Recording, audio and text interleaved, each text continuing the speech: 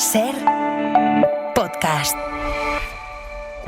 Hay nuevos jefes en la cadena SER que no tienen claro si el sketch de la biblioteca de Hoy por Hoy debe continuar la próxima temporada. Chicos, reunión, un momento, reunión. ¿Pero qué pasa? ¿Qué pasa? La semana próxima no habrá sketch de la biblioteca. ¿Por? Los nuevos jefes están muy ofendidos porque no salen como personajes, que vamos, ni siquiera los citamos. Va, pues que todo sea eso, se les cita y punto. ¿Quiénes son los que se quejan? Fran. Ah, sí, Fran Blanco, el de página 2. Por favor, Pascual, Llorente, no Blanco. Y lo que hacía hace años era la 2 Noticias, no página 2. Como se entere don Asensio, que has nombrado aquí página 2, ¿no ves que es su competencia personal e intransferible? No se lo tengáis en cuenta, mi hermanico, que es que allí en el pueblo siempre fuimos muy de página 2. Y de Forner, por supuesto. Que no digáis página 2 aquí en la biblioteca, coño. ¡Qué sacrilegio! Toquemos madera, que esta conversación me está dando mucho toque. ¿Stock? Mira, Pascual, ponte al día, vuelve a la vida. A lo que vamos, uno de los jefes que se queja por falta de protagonismo en los sketches es Fran. ¿Y el otro quién es? Jaume. ¿El de los cavas? Calla, Teresa, que me han dicho que esa broma la lleva fatal. Pero no es el Jaume el del anuncio. Tere, tu contrato no está renovado, así que deja de hacer chistes malos. Vamos a ver cómo lo explico. Que es serio, ¿eh? Fran no quiere estar todo el tiempo encerrado en un despacho y Jaume no quiere que solo se le recuerde por anunciar los premios Ondas. Yo creo que si les damos de vez en cuando un personaje... De acuerdo, les creamos un personaje a cada uno. Y no os olvidéis que tenemos que activarnos como motor de contenidos y hacerlo para todas las generaciones. Atiza, pero si es Pedro, nuestro community manager. ¿Ya te han dado un personaje? No, es que ahora me desdoblo. Pero ¿y yo? A mí no me habéis dado ningún personaje. Ay, de verdad, no puedo con la vida, ¿eh? Entre la becaria y los jefes no puedo más. El año que viene el sketch va a necesitar la hora entera. Hoy por Hoy Magazine. Ser podcast. Pues ya lo siento yo, porque con el buen EGM que habíamos tenido, con lo contentos que estaban los jefes con ese buen EGM, y yo creo que lo hemos estropeado. Antonio Martínez Asensio, buenos días. ¿Qué tal? Buenos días. Yo confío en que no estén escuchando ahora mismo el programa. ¿A ti qué te pasa con Página 2? A mí no me pasa nada. Mira, ¿dónde era? En Annie Hall, ¿no? Donde decían todo lo que dicen mis empleados de mí es pura falacia. Pues yo creo que esto es... Pues es eso, porque no queremos guerras con nadie, y menos con Página 2, que a nosotros los libros nos gustan, los trate quien los trate. Y además que lo hacen maravillosamente. Claro, y en el soporte que sea. Y por otro lado, que Fran y Jaume perdonen estos empleados insensatos, que no lo tengan en cuenta. Vamos con los libros que han empleado, antes de que nos echen, que han empleado. Vamos a cambiar de tema rápido. Exacto, que han inspirado la actualidad de la semana. Pues mira, yo la actualidad de la semana, es la semana del orgullo, con lo cual he traído libros que tienen que ver de alguna forma con ese tema. El primero que traigo es Tengo miedo torero, de Pedro Lemebel, que ha editado Las Afueras, y que cuenta la historia de la lucha contra Pinochet en el Chile de los 80, pero lo hace con un personaje maravilloso que es la loca del frente, que la llaman, un homosexual, que describe Pedro Lemebel de una forma maravillosa y que participa también de esa lucha, con lo cual este libro tiene mucho que ver con la militancia política y con la disidencia sexual también, porque al final yo creo que también la disidencia sexual es política, ¿no? Claro. Entonces, pues está muy bien, es un libro maravilloso y se publicó en 2001, pero lo quería traer hoy. Tengo miedo torero, de Pedro Lemebel, que está publicado en Las Afueras. Las Afueras. Otro. Y luego otro es una joya, que es Oculto Sendero, de Elena Fortún, que ha editado, como toda su obra y como toda Celia, Renacimiento. Y este es un libro que ella escribió en Buenos Aires hace muchísimo tiempo y que no se ha publicado hasta 2016, nada menos, y que es la historia, es una historia de crecimiento, realmente es una autobiografía de Elena Fortún, donde ella sale del armario, cuenta su homosexualidad o el descubrimiento de su homosexualidad a través de un personaje, pero realmente es un libro muy autobiográfico. Decía Sergio Castro antes, que me ha encantado, que es una persona que ha hecho feliz, no hay persona que haya hecho feliz a tanta gente y que haya sido tan infeliz personalmente, y esa es Elena Fortún. Es un libro desgarrador y yo creo que todo el mundo tiene que leérselo y es maravilloso. Oculto Sendero, de Elena Fortún, que está en Renacimiento. En Renacimiento. Y luego un clasicazo del mundo LGTBIQ+, que es Maurice, de M. Foster. También otro libro de un hombre que descubre su homosexualidad, que lucha contra su homosexualidad, y que M. Foster escribió esta joya, pero sin embargo prohibió publicarla hasta que no se muriera. La escribió en 1914 y no se publicó hasta 1971. Y es una maravillosa historia. Maurice de M. Foster está en Navona Editorial. ¿Y hay alguno más? Pues mira, vamos a terminar con un libro que se acaba de publicar, Pedro Cerolo, Vida y legado de un pionero de los derechos civiles que ha escrito Miguel Ángel Fernández. Miguel Fernández que, el pasado 9 de junio se cumplían 10 años de la muerte de Pedro Cerolo y bueno, pues Miguel Fernández, activista y hoy director de la Fundación Cerolo, ha escrito esta biografía que rinde homenaje a este canario y activista. Y al que tanto se le debe. Por supuesto. Pedro Cerolo, Vida y legado de un pionero de los derechos civiles, de Miguel Ángel Fernández, en Libros Cúpula. ¿Y el libro de la semana cuál es? Pues el libro de la semana es nada menos que Ningún amor está vivo en el recuerdo de Lara Moreno, que ha editado Lumen. Pues vamos a ello. Lara Moreno, buenos días. Hola, buenos días. Mira, hace 2 temporadas que empezamos la biblioteca con Antonio Martínez Asensio y yo le confesé que yo no era muy de relatos, que era más de novelas, pero en 2 años he leído muchos relatos, entre ellos los últimos, los de tu libro. Tú has escrito poesía, novelas, relatos. ¿Tú es en el relato o en el cuento donde te sientes más cómoda? En realidad me siento cómoda en todos los géneros.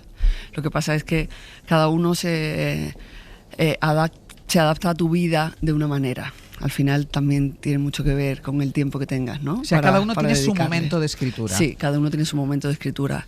Llevaba muchísimo tiempo sin escribir relatos y lo que sí puedo decir es que no va a volver nunca a pasar tanto tiempo sin escribir relatos, porque son muy gozosos de escribir y no digo los míos, pero también he estado releyendo muchos relatos en este tiempo y son muy, muy, muy gozosos de leer. ¿Es menos exigente en cuanto a disciplina? Sí, no te puedo decir que no.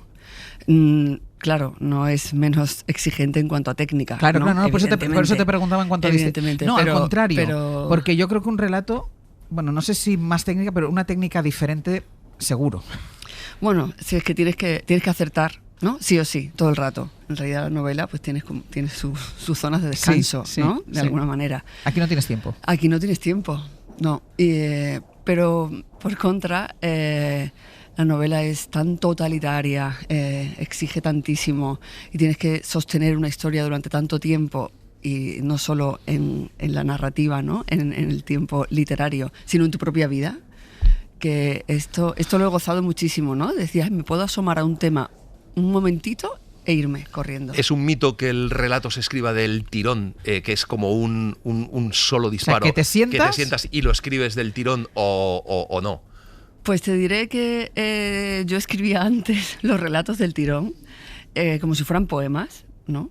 Tienen esa cosa rítmica, ¿no? Que empiezas y tienes que terminarla porque es como un latigazo, ¿no? Pero ahora, aquí de los nuevos, he tardado días en escribir algunos. Igual me he tenido que sentar en algunos 7 veces. Ahora, esto es porque mi vida es muchísimo más complicada ahora, creo, ¿eh? Si hubiera podido, igual lo habría hecho del tirón. Pues vamos a hacer una pausa y enseguida entramos en Ningún amor está vivo en el recuerdo, de Lara Moreno, y esperamos sus llamadas, ya saben, al 900-100-800 para que nos hagan una donación radiofónica que consiste en decirnos cuál es el libro que les ha gustado tanto, que quieren recomendar al resto de los oyentes. 900-100-800. Hoy por Hoy Magazine. Ser Podcast. 7 años es toda una vida.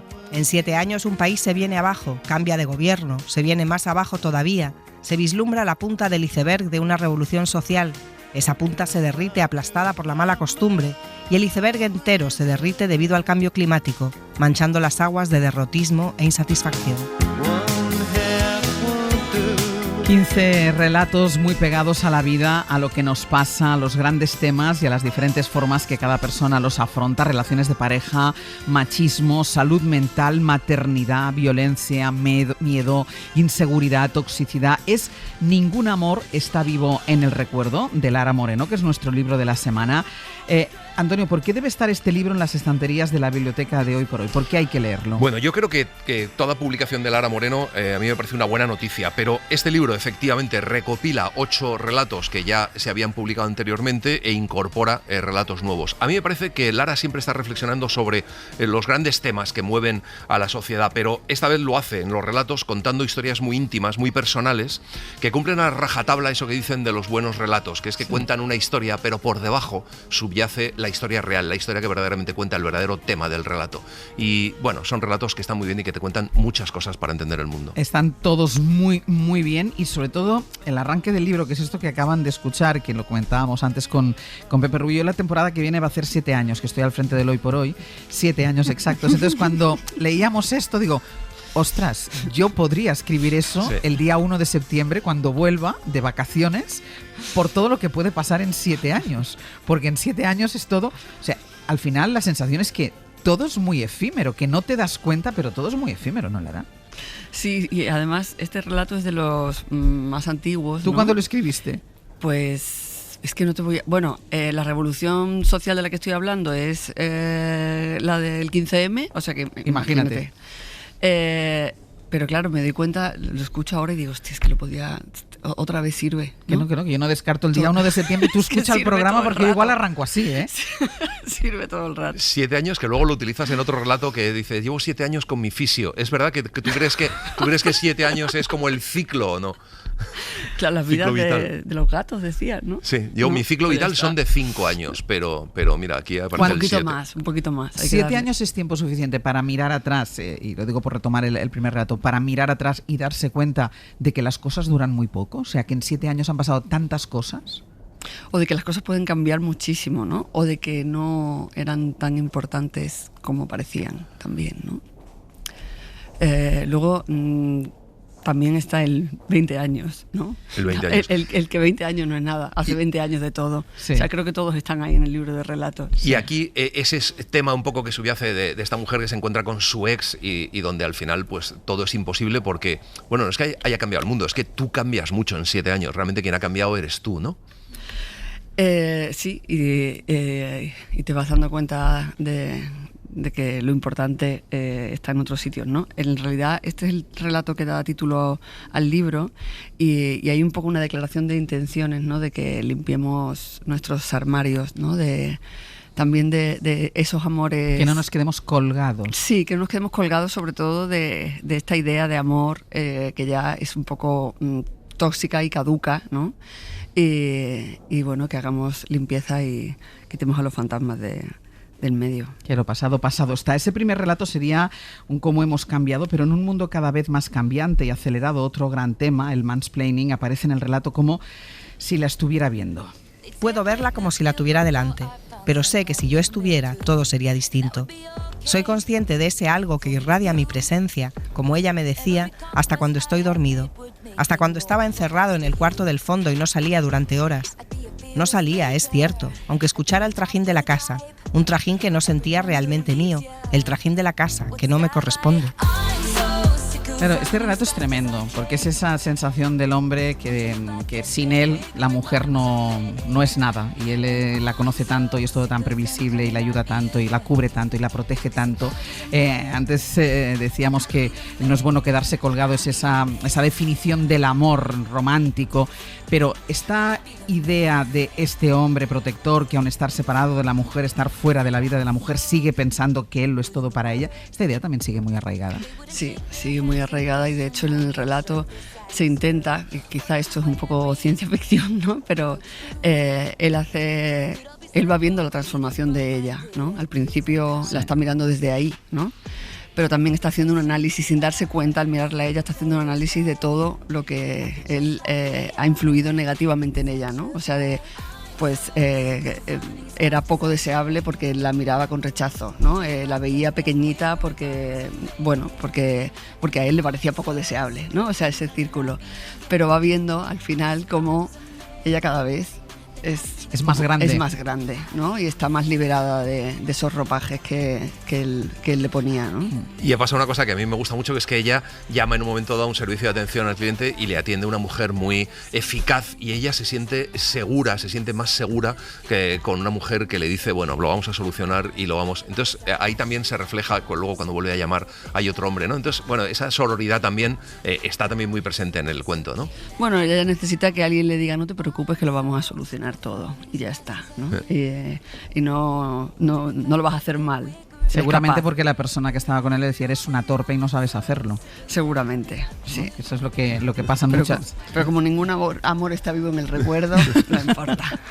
Del mansplaining al sentimiento de culpa, el miedo, del relato Los lugares de donde vinieron. Otra gran fuente, Lara, de temores y de angustias son las relaciones familiares. Sí, hombre, sí, seguramente la primera fuente de angustia y de miedo, pero en este relato en realidad habla de esta noticia, ¿no? que puede caer en cualquier momento dentro de cualquier familia, ¿no? Y que lo arrasa todo, ¿no? Y bueno, y tiene que ver obviamente con la salud y con el miedo, ¿no? El miedo a la enfermedad, el miedo a la muerte, ¿no? Que de pronto pues lo cambia todo y el mundo de un segundo a otro parece diferente, ¿no? Aquí estos vínculos y estos lazos familiares de los que estoy hablando no vienen de la angustia, sino del amor también, ¿no? Y bueno, y de fondo ahí está sonando el discurso de investidura de Trump. De los lugares de donde vinieron es cita textual y bueno, pues como ejemplo de amenaza, ¿no? Y es curioso porque aquí en este relato se ve claramente esos dos temas, ¿no? Quiero decir, por un lado el tema familiar, ese miedo que montamos algo, y por debajo algo que también está muy de actualidad, que es como la política o las noticias en la política te pueden paralizar automáticamente, ¿no? Algunas vidas, desde luego, más paralizadas que otras, sí. Paralizar y cambiar completamente. Cambiar completamente, sí, claro, en este caso, en este relato, que es el discurso de Trump, y además queda el nombre, el lugar de donde vinieron, los lugares de donde vinieron. Hay vidas que cambian y esto tú lo has quedado, o sea, has querido reflejarlo. Sí.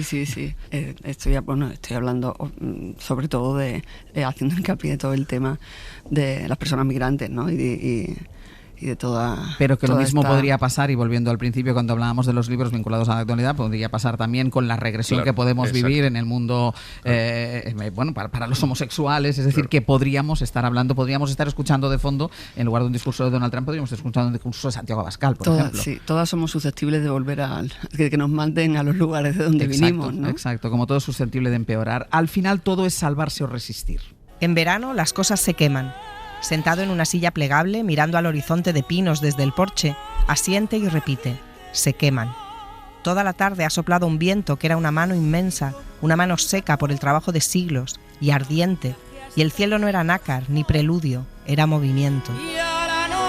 No te lo vas a creer, pero yo estaba leyendo este relato el otro día con el incendio de Lleida. Claro. Te lo prometo. Con lo cual le puse imagen. Claro. O sea, puse imagen al relato porque lo estaba leyendo mientras tenía el 24 horas puesto y mientras se iban informando del incendio de Lleida, leído en plena ola de calor. Las cosas solo se queman en verano, y no estoy hablando solo de los cultivos, solo del campo. Yo creo que las cosas se van quemando a lo largo de todo el año. En este caso lo que está achicharrado es una relación de pareja, ¿no? Y está todo visto en realidad desde la niña, ¿no? Desde la hija.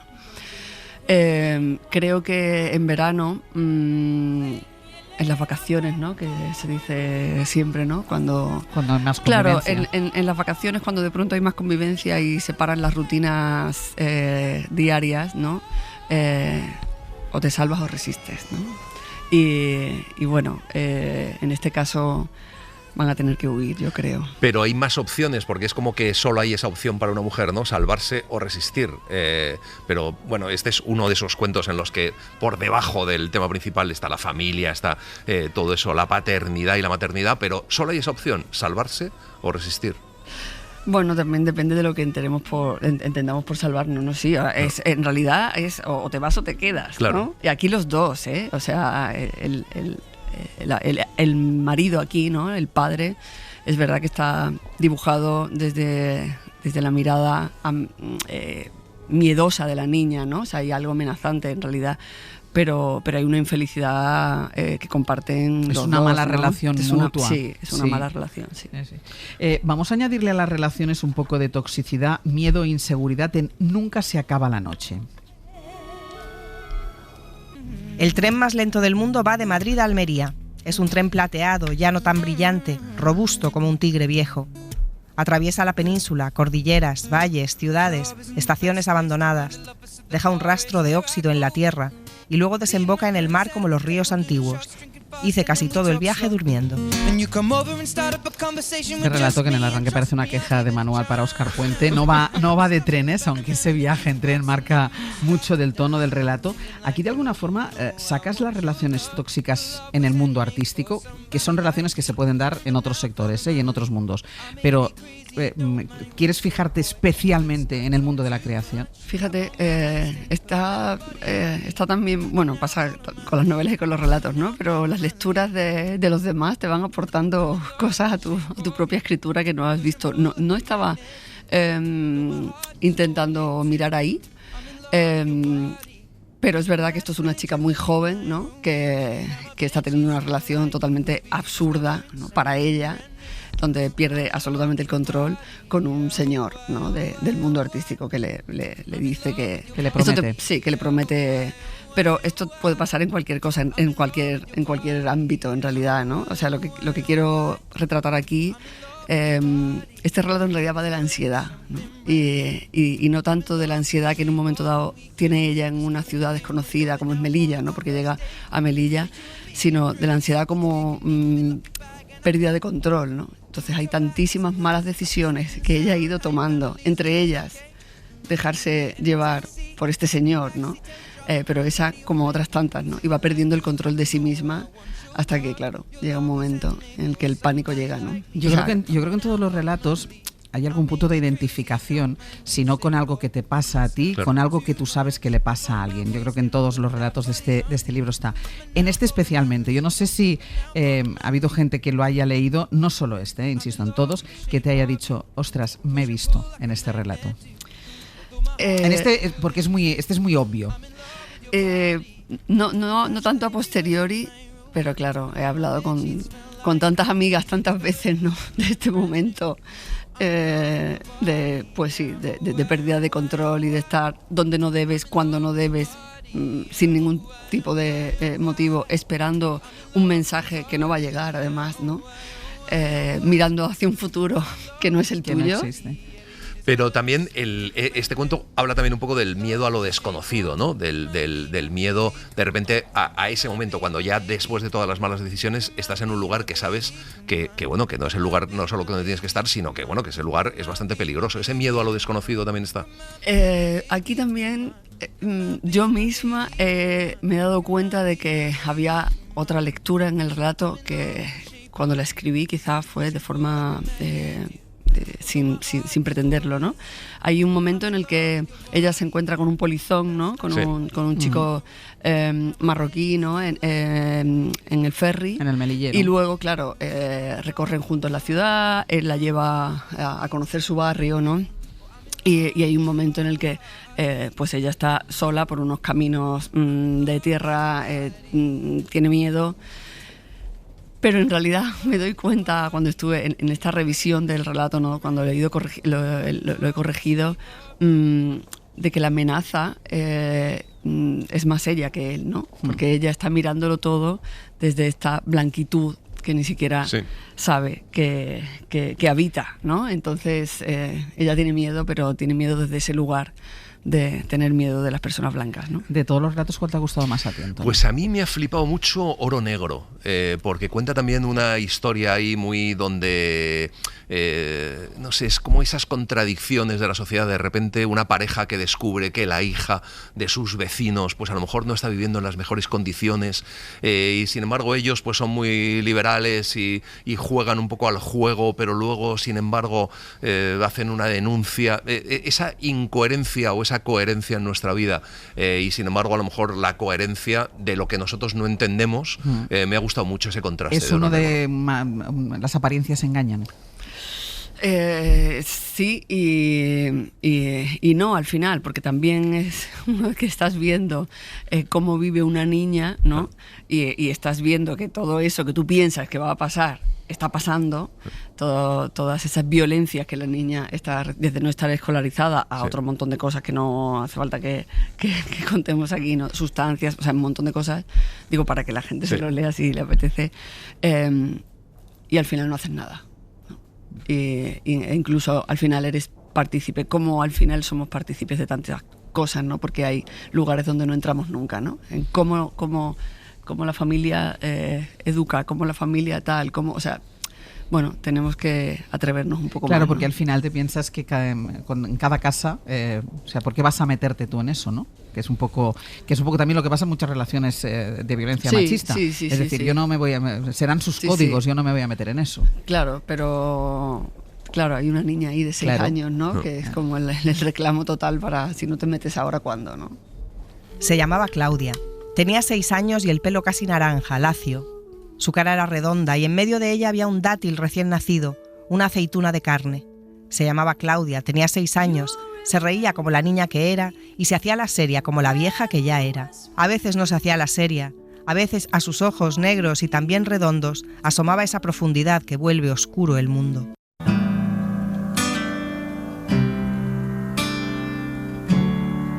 Hoy por hoy Magazine. Ser podcast. Lucha de gigantes, convierte el aire en gas natural. No sé qué me ha pasado cuando la señora ha metido la cabeza en el capazo y ha escudriñado a la niña. ¿Tendría que haber salido corriendo? Al fin y al cabo ya llevo las zapatillas de deporte y las mallas. Hay gente que hace running con sus cochecitos y sus bebés. Creo que no debería haber dejado que esa señora desconocida se acercara tanto y respirara el aire que la niña respira o incluso se lo robara. Vaya pesadilla, corriendo con una bestia detrás. Seguimos con Lara Moreno y su libro de relatos Ningún amor está vivo en el recuerdo, que el título es espectacular. O sea, uno entras en una librería, ves este título y dices, yo voy a comprarme este libro. Y esta portada. Y esta portada. Por si, esos que muchas veces escogemos libros, y me incluyo ahí por el título y por la portada, yo sería una de ellos. Y este último fragmento que acabamos de escuchar es del relato Salud para criarla, en el que está presente yo creo que otro gran tema, que es la maternidad, Lara, la maternidad llevada a ese complejo de mala madre, de considerarte una mala madre. Y la maternidad llevada también al tener miedo de cualquier cosa, ¿no? Como que se te pone así la columna vertebral tensa, ¿no? Ya para siempre, y te parece que detrás de cualquier esquina hay un monstruo, ¿no? Sí. Y en realidad este personaje, que es un poco histriónico, ¿no? Bueno, pues está todo el rato al borde del precipicio y quiere darse un baño y dejar a la niña en la orilla mientras se baña, porque le parece una buena idea. E igual no es tan mala idea. Alguna madre se le puede ocurrir. Alguna se le puede ocurrir. Madre se le puede ocurrir digo, y a lo mejor no, no pues es una mala madre. Tú eres madre, ¿no? Sí. Yo soy madre, sí. ¿Y te sientes, sientes escudriñada en la maternidad algunas veces? ¿Por cómo lo haces? No. La verdad es que no me siento escudriñada. Pero porque bueno, tienes pero no, a ver, no me siento escudriñada. Viajo un montón. Fíjate, o sea, eres una mala madre. Que rápidamente decimos que está todo bien. Claro, es mentira. ¿Cuántas veces sí, les viajo un montón y pienso, Dios mío, ¿cómo la voy a dejar? Ahora tengo una súper pequeñita de 1 año y medio y es como todo el rato me siento mal cuando me voy, si se pone mala. Claro, no me siento escudriñada, quizás me siento escudriñada por mí misma. Por ti misma, claro. Sí, o sea, no es porque los demás te lo digan, sino uno mismo que piensa que se convierte en una mala madre. Bueno, pues una vez archivado, ya nos quedamos en nuestra biblioteca Ningún amor está vivo en el recuerdo, de Lara Moreno, que está publicado por Lumen. Le pedimos a Lara, como hacemos con todos los escritores que llegan a este programa, que nos done 2 libros que, eso sí, Lara, no pueden ser tuyos. O sea, vamos con el primero. Pues dono Principiantes de Raymond Carver. ¿Por qué? Porque... Primero porque es la versión original y larga, ¿no? de aquel de que hablamos cuando hablamos de amor, ¿no? Que su editor, intervino, ¿no? Y que yo he releído ahora, Principiantes, hace relativamente poco, 1 año así, y lo he disfrutado como una niña pequeña. Es de esas veces que dice, pero si es que los mejores siguen siendo los mejores. Sí. Y encima en largo recorrido, ¿no? Porque estos relatos están más extensos. Y además hay un relato que se titula Diles a las mujeres que nos vamos, me parece, que es un escalofriante y que pasa algo que... pasa el test de perspectiva de género cuando está hablando de una violencia brutal sexual y de muchos tipos. Y me ha sorprendido muchísimo leerlo ahora y decir, chapó. O sea, has hecho una lectura ahora muy diferente a la que hiciste. Sí. Y sigue siendo libros súper actuales, que Raymond Carver lo escribió hace tiempo, pero es que es buenísimo. Buenísimo. Principiantes de Raymond Carver, que está en Anagrama. ¿Y otro libro? Y traigo uno de aquí, ya casi no me acuerdo, de Clara Morales, editado por Tránsito, que bueno, lleva ya 1 año y pico, ¿no? En librería se ha llevado, o quizá un poquito más, ¿no? 1 año y pico. Sí, no se ha llevado varios premios. Bueno, Clara tiene un talento espectacular. O sea, lo primero de todo es que es muy, muy, muy buena escritora. Es un libro que trata la memoria es un libro de relatos que trata la memoria desde muchísimos lugares. También viene bien en la Semana del Orgullo. Sí. La memoria íntima, la memoria colectiva, la memoria de la disidencia, la memoria histórica, pero sobre todo es que es una escritora espectacular. Y nada, y hay que tenerla cerquita de la almohada. Ya casi no me acuerdo de Clara Morales, que como decía Lara, está buenísima. A Clara Morales la hemos invitado varias veces a la biblioteca y al final no hemos llegado a encontrar la fecha pero de no porque ella coincidencia. no haya querido. No. Vale, ella vale. quería, pero al final no hemos encontrado la fecha. Pero quiero decir que... Pero es que ahora me dice, claro, y nunca ha querido venir. Sí. Seguro Pero que es como que yo quería traer a Clara Morales, Bueno. pero al final no hemos encontrado la fecha, fíjate. La sección está renovada Sí. para la temporada que viene. Entonces... Ese pues el título del libro. Yo quería traer a Clara Morales Clara y no he encontrado la fecha. No he encontrado la fecha. Ahí puede empezar un libro. Mira, pues ya que se ha presentado Pepe Rubio, que es el empleado de la biblioteca, vamos con las novedades. Pues la primera es Desaparición inquietante de una mujer de 56 años de Anne Plantagenet en Alba Editorial. Nos vamos a Marsella, junio en 2022. Una mujer desaparece de la clínica donde estaba ingresada. Se llama Leticia Storti. 1 año antes había intentado suicidarse en la fábrica donde trabaja desde hace 36 años. Se buscan testigos que puedan dar alguna pista, pero los días van pasando y nadie sabe nada.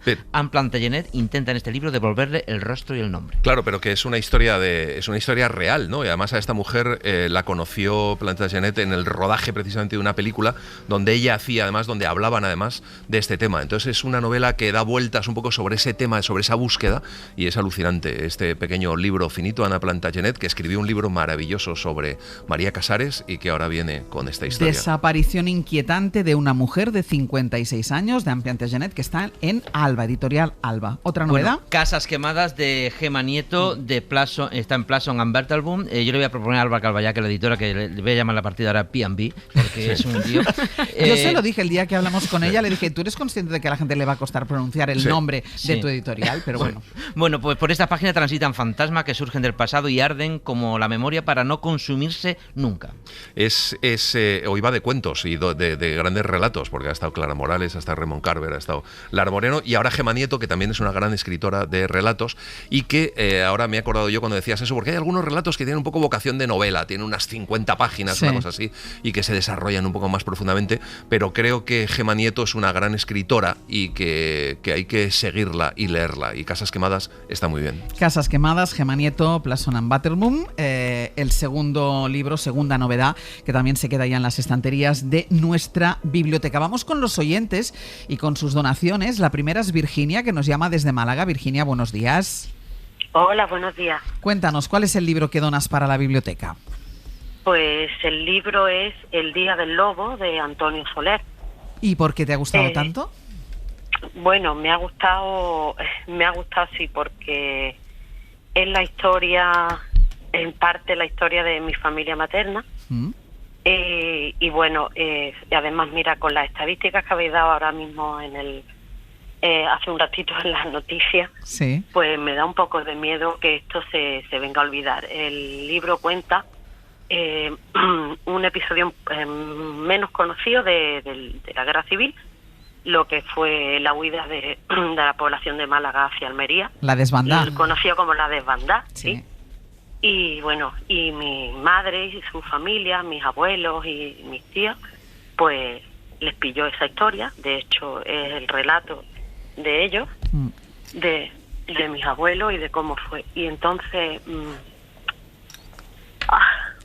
Te permitió entonces, no te preocupes, Virginia, entendiste muchas cosas a partir de leer este libro. Precisamente. ¿Verdad que sí? Sí, mi madre va a ser 25 años que falleció, Y ahora entiendo por qué siempre vivió con ese miedo del que nosotras, que nos tocó sus hijos de vivir en otra época, pues a veces nos reíamos de ella porque a veces era un miedo que pensábamos que era absurdo. Sí. Y ahora pues he descubierto el porqué. Pues... Mi abuelo era un topo, entonces desde pequeñita iban a pues la Guardia Civil a preguntar por él y nunca pudo decir que su padre vivía allí. De hecho, mi abuela les prohibió que le dijeran papá, o sea, que hablaran de él como papá, y que detalles como esos que tú dices, ¿por qué? ¿Por qué les tocó eso? Y además eso, pensar que bueno, que no debería repetirse nunca, ni aquí ni en ninguna parte, y por desgracia está ocurriendo en muchos sitios. Y bueno, quería hacerle un pequeño homenaje a mi madre. Me parece muy importante tu testimonio, Virginia, porque tú decías las estadísticas que han estado dando. Es la encuesta que dábamos hoy y que habla del auge de la ultraderecha. Y es importante no perder la memoria. Antes también Lara nos donaba un libro que tenía que ver con la memoria histórica, con la memoria colectiva y con la memoria íntima. Y al final este libro es lo mismo, porque es la memoria colectiva de todos los que vivieron aquello, pero es la memoria íntima de tu familia, de tu madre y de la tuya. Virginia, muchísimas gracias. Gracias a vosotros. Un beso grande. El Día del Lobo, de Antonio Soler, sobre la desbandada. Que está en Espasa. Y otra donación, Alfredo desde Vitoria, muy buenos días. Hola, buenos días, Egunon. ¿Qué tal? Cuéntanos. Un pequeño paréntesis. Con este tema del LGTBIQ+, Sí. pues siempre Camila Sosa Villera, para echarle un vistazo. Vale. Pero yo quería recomendar hoy La Tierra Desnuda, que bueno, tiene un poquito de relación con el anterior oyente, que es de Rafael Navarro de Castro. Sí. Y bueno, pues trata o relata, digamos, la vida de un personaje, Blas en este caso, que nace y muere, ¿no?, en todo este relato.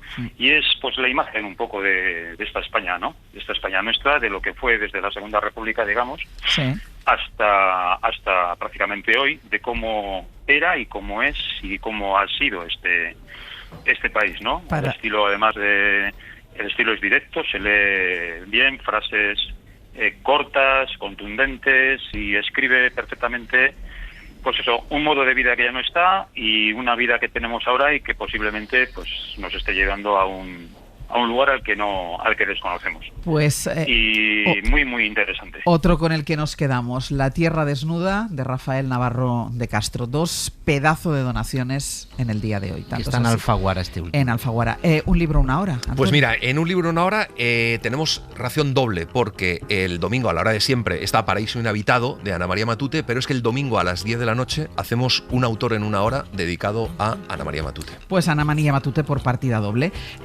Lara, muchísimas gracias. Muchísimas gracias a vosotros. No se lo pierdan. Es un Ningún placer. amor está vivo en el recuerdo, publicado en Lumen. Hasta la semana que viene, que hay sorpresa. Lo vamos a dejar ahí. Vale. Hay sorpresa. Venga. Para no perderte ningún episodio, síguenos en la aplicación o la web de la SER, Podium Podcast o tu plataforma de audio favorita.